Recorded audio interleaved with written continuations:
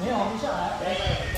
消防人员强制打开电梯门，要找受困人员，但卡在哪不知道，只能一楼一楼找。来，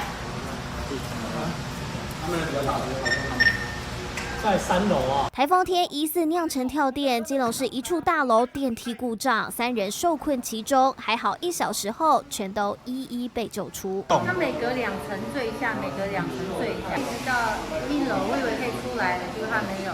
一路从17楼缓缓坠落，2名受困女子直呼电梯就像大怒神，另一名外国人因为惊吓过度，只能坐着休息。台风天的惊魂记还不止这样。看看这辆车行经基隆明德一路，后车厢玻璃被 K 到破一个大洞，罪魁祸首就是掉在地上的广告招牌。同样是强风惹的祸，与会招牌没固定好，在路上漂移，横跨人行道。还有上回山图尔台风发生山崩的新丰街，防台帆布不敌强风被吹起，就怕再度发生意外，是否赶紧通知厂商前往覆盖？不止强风，雨势也为基隆带来灾情。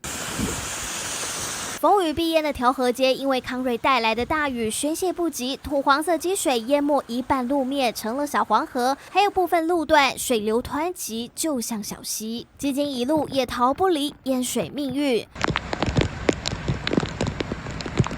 工程人员在挡水墙上用力挖呀挖，挖出了个大洞，帮忙排水。同样受到大雨侵袭的还有七堵区一处边坡路段发生地基下陷，一大段柏油路面裂开。市长谢国良临时新增行程来勘察，安全上有顾虑，所以我们也答应他，台风过后我们会也把它列入成应该修复的路段。上回山图尔台风才带来惨痛灾情，相隔不到1个月，康瑞再度来袭，基隆市严阵以待，不敢轻忽。民新闻陈崇汉基隆报道。